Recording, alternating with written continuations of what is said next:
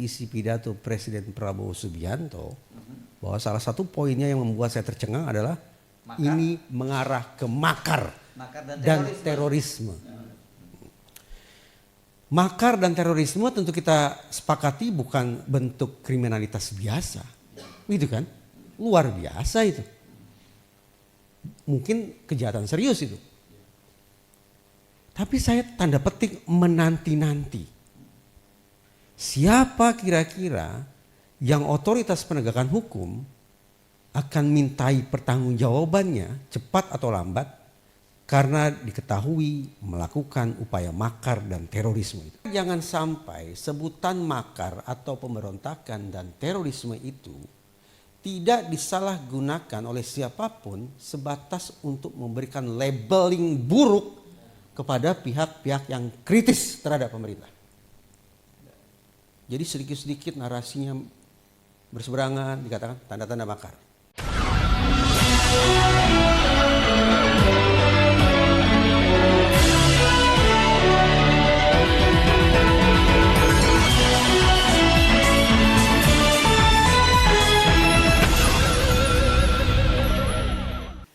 Halo, apa kabar? Assalamualaikum warahmatullahi wabarakatuh. Kembali berjumpa dengan saya Hersun Arif dalam seri dialog dari Koalisi Aksi Menyelamatkan Indonesia. Dan temanya kali ini kita akan, satu sesinya kali ini kita akan bicara dari sisi psikologi dan juga sosiologi.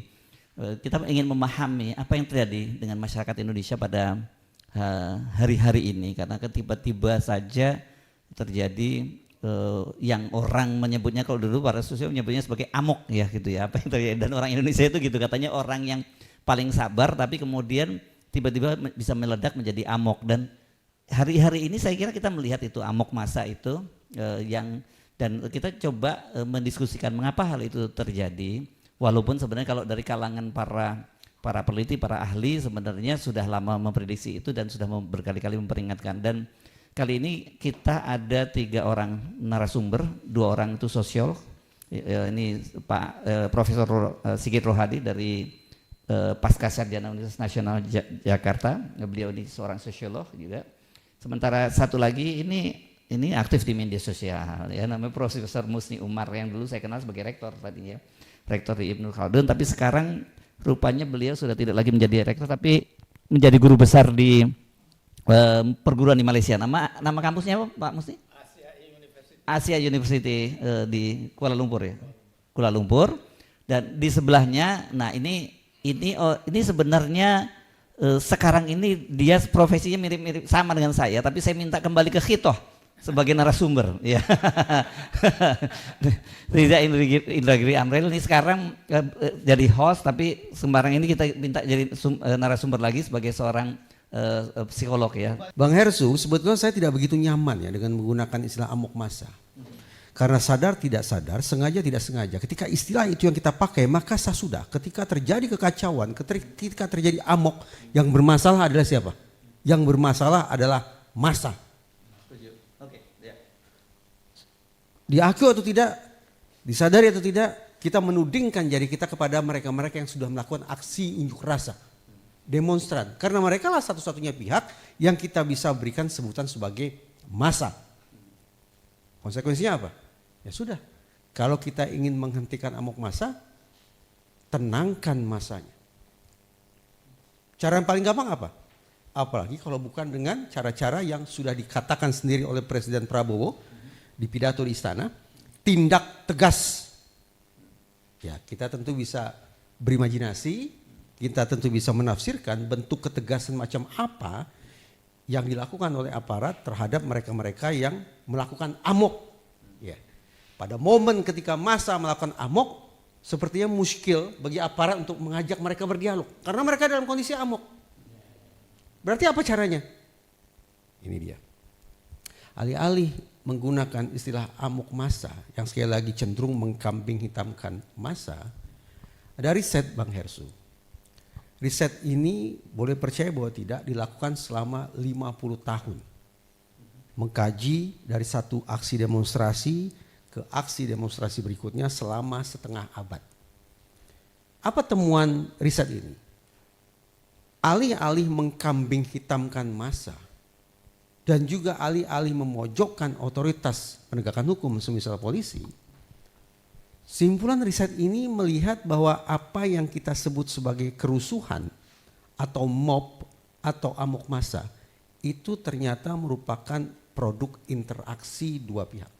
Jadi misalnya begini, datanglah sekumpulan massa ke suatu titik, menyadari bahwa ini ternyata disebut-sebut mengganggu ketertiban dan seterusnya, menghambat lalu lintas dan seterusnya, maka dikirimlah polisi. Tugas polisi apa?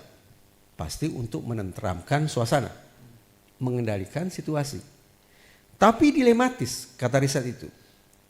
Ketika polisi datang, sudah barang tentu mereka akan pakai posisi kuda-kuda. Ketika melihat polisi datang dengan mengambil posisi kuda-kuda, emosi massa akan terpantik. Sehingga ketegangan yang mereka rasakan akan naik. Ketika ketegangan pada massa itu naik, secara manusiawi polisi bisa mengalami ketakutan. Mungkin orang mengatakan, wah tidak relevan kita bicara ketakutan, polisi kok diidentikan dengan kata ketakutan. Tapi saya katakan begini, ketika emblem atau pangkat mereka ditanggalkan, ketika seragam mereka disimpan, ketika senjata mereka dikembalikan ke gudang, maka sesungguhnya kondisi psikologis polisi adalah sama dengan saya. Bisa takut. Jadi ini saya tidak bermaksud untuk merendahkan teman-teman di kepolisian, sama sekali tidak. Tapi saya mencoba untuk menguak sisi insani mereka, bahwa dalam situasi yang saya gambarkan barusan, reaksi psikologis yang bisa muncul adalah polisi bisa takut. Tapi kan pantang, terlarang, sungguh aib kalau polisi mengatakan saya takut. Kan tidak mungkin. Sama halnya tidak mungkin kita mendengar polisi akan mengatakan kami capek, kami sedih, kami rindu keluarga di rumah, kami ingin istirahat. Kan tidak mungkin. Serba aneka kata-kata sifat yang terasosiasi dengan kelemahan itu harus disingkirkan jauh-jauh dari teman-teman yang berseragam. Ini yang membuat mereka secara kronis bisa mengalami apa yang disediakan sebagai John Wayne Syndrome, sindroma John Wayne. Bang Hersu mungkin generasi yang pernah menonton film John Wayne. Kalau beliau berdua saya yakin akrab dengan John Wayne. John Wayne itu sosok koboi, 24 jam sehari standby naik kuda membela kebenaran, kapanpun itu. Tidak ada istilah capek, tidak ada istilah takut dan seterusnya. Tapi sayang beribu sayang, kendati teman-teman di kepolisian terkondisi, teredukasi, terprogram untuk mengatakan siap 86 izin perintah komandan, tapi realitas kemanusiaan mereka sekali lagi mereka bisa takut. Nah, karena mereka takut namun terlarang bagi mereka untuk menampakkan ekspresi takut, maka apa yang dilakukan? Mereka akan menggunakan atau mengenakan seragam ala Robocop. Melihat terjadi eskalasi emosi di kalangan massa, maka polisi sekali lagi akan mengenakan kostum siap tempur mereka. Sayangnya label namanya ketutup gitu ya. Jadi kita tidak bisa tahu ini. Misalnya ada oknum-oknum polisi yang melakukan kekerasan secara eksesif, kita tidak tahu karena nama mereka tertutup. Karena itu saya pernah catatan kaki sedikit, saya pernah usul. Kalaupun mengenakan baju atau kostum ala Robocop, semestinya identitas mereka tetap terbuka. Sehingga kita bisa lihat siapa oknum yang melakukan perbuatan eksesif. Nah, saya lanjut ya. Jadi polisi pakai baju ala Robocop. Melihat bahwa ternyata di sana aparat mengenakan seragam tempur, katakanlah demikian, secara alami massa juga akan meningkatkan alertness mereka, akan meningkatkan kesiagaan mereka, kewaspadaan. Alhasil kita bisa bayangkan Bang Hersu, bahwa antara massa dengan otoritas penegakan hukum, dalam hal ini yang saya maksud adalah teman-teman di kepolisian, sesungguhnya sesama mereka, antar mereka saling tanda petik melakukan provokasi bagi terjadinya eskalasi emosi. Sampai pada titik ketika akhirnya eskalasi emosi itu meledak menjadi benturan. Ini sekali lagi hasil riset selama setengah abad. Dari situ menurut saya terbenarkan sudah betapa saya sesungguhnya tidak begitu nyaman dengan istilah amok massa. Karena boleh jadi mengacu riset tadi, situasi amok, situasi kerusuhan bukan semata-mata manifestasi dari kehilangan kendalinya salah satu pihak. Tapi boleh jadi datang dari kedua belah pihak. Pada titik ini memang masuk akal kalau kemudian keluar salah satu tuntutannya adalah reformasi kepolisian. Dalam tuntutan 17+8, yang mutakhir kan 17+8 ya, salah satunya bunyinya apa? Desakan, tuntutan agar polisi menghilangkan perilaku-perilaku brutal dalam penanganan aksi unjuk rasa. Nah, pada momen ketika terjadi amok massa, saya memandang inilah penjelasan yang kontemporer sekaligus paling representatif kenapa momen genting benturan itu terjadi.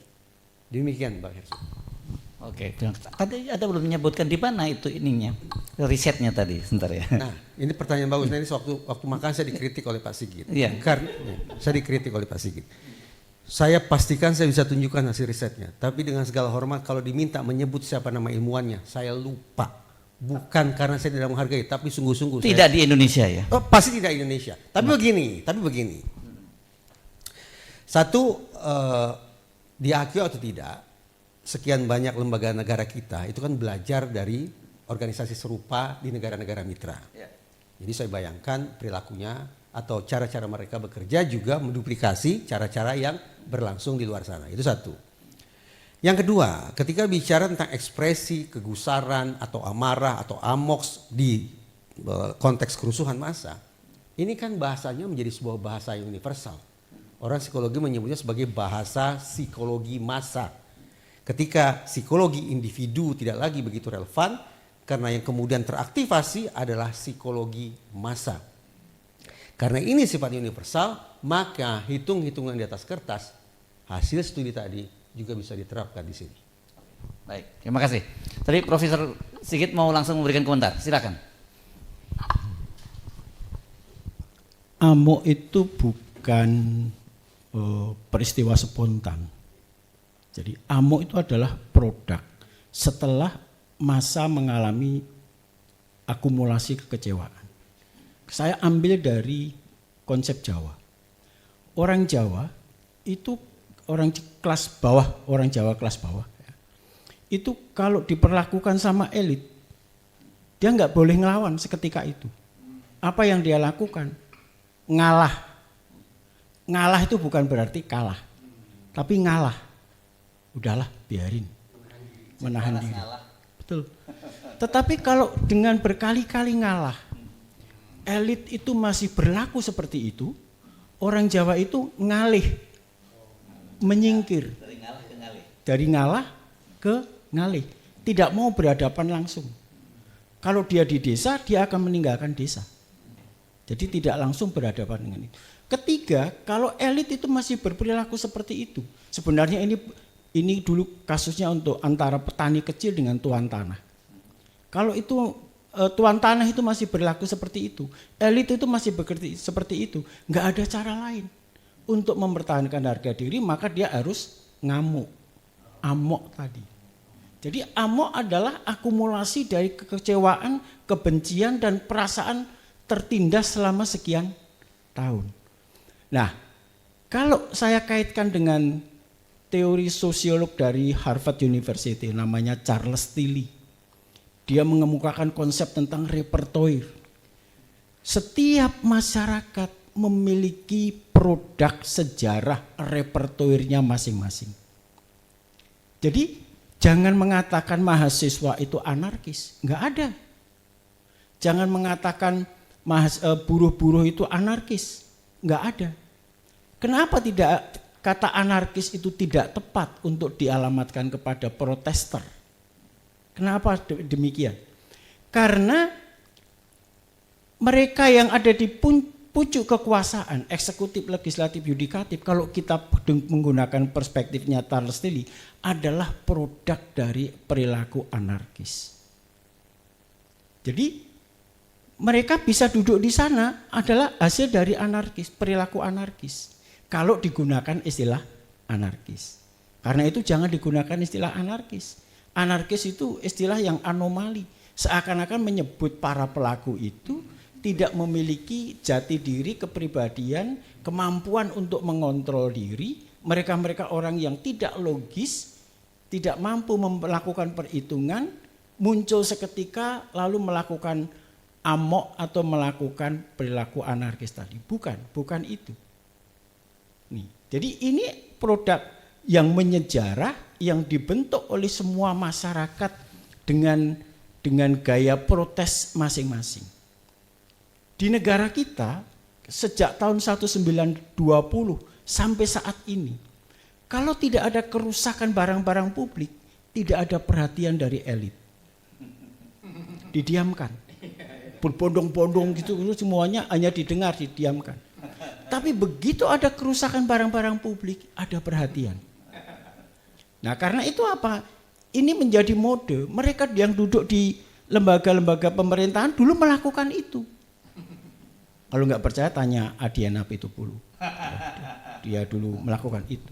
Juga kelompok Fadlizon dulu juga sebentar. Meskipun tidak banyak Fadlizonnya, yang banyak Adiana Pitupulu.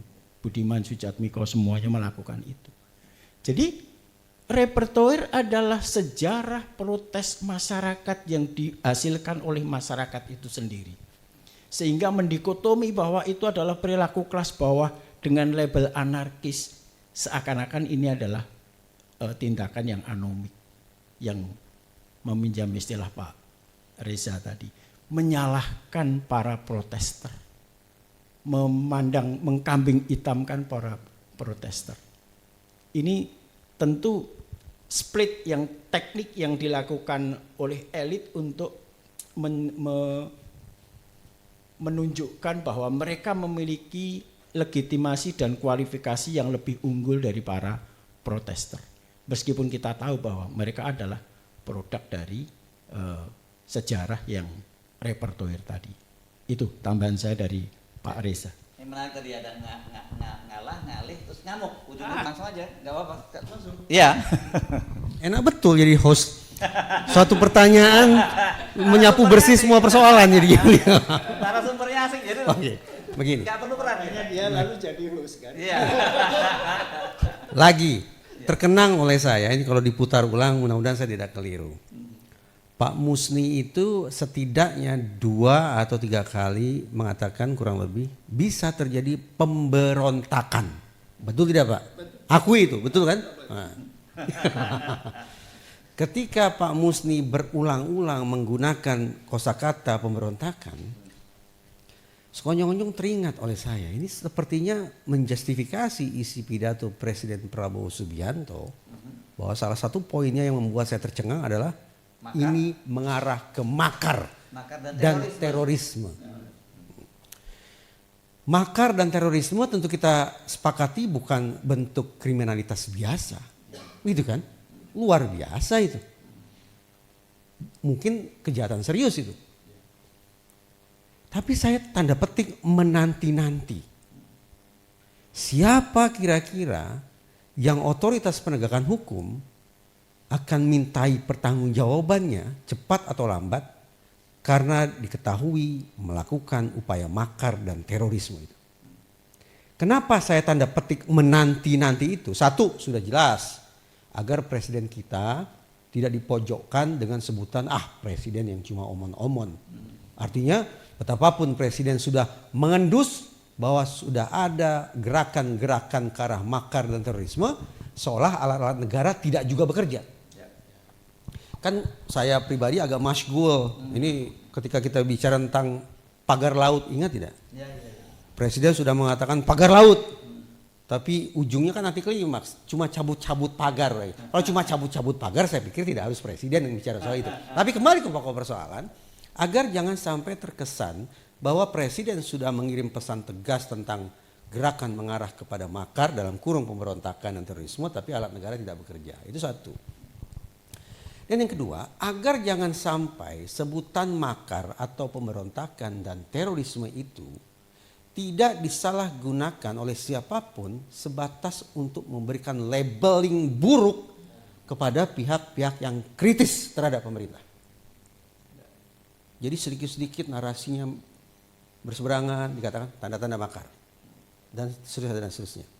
Karena itu Maka sekali lagi, izinkan saya untuk tanda petik menyemangati otoritas penegakan hukum kita untuk tidak sebatas menggunakan pasal-pasal penghasutan, pasal-pasal penyebaran kabar bohong di media maya, media sosial, dan juga tidak hanya menggunakan pasal-pasal tentang memperalat, merekrut anak-anak, tapi saya tunggu siapa kiranya yang otoritas penegakan hukum kita akan garuk dengan pasal-pasal terkait dengan makar dan terorisme.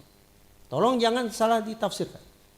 Saya tidak sedang menyemangati atau mendorong-dorong pihak penegakan hukum untuk mengkriminalisasi orang. Tidak begitu. Tapi supaya tidak salah tafsir, saya hanya ingin memastikan apakah pernyataan Presiden Prabowo itu merupakan pernyataan yang terukur ataukah pernyataan yang cenderung emosional untuk memproteksi diri dari pihak-pihak yang mungkin akan kritis terhadap pemerintahan ini. Wah, itu dilematis itu yang desakan Anda itu. Memang, karena harus saya akui saya gelisah, campur kaget. Muncul kosakata, diksi, makar dan terorisme. Bang Hersu, tentu kita tidak mudah lupa kan betapa dalam lini masa atau dalam sejarah kita penguasa itu berulang-ulang menggunakan cara labeling untuk melumpuhkan warga negara yang tidak mereka sukai. Saya berharap itu tidak terulang lagi. Sama seperti halnya, terima kasih Pak Sigit, yang semakin memperkuat keyakinan saya bahwa kita perlu ekstra hati-hati bahkan menjauhi penggunaan istilah amok massa yang sadar tidak sadar mengkambing hitamkan mereka, bukan kita, sebagai biang kerok kerusuhan, biang kerok keresahan.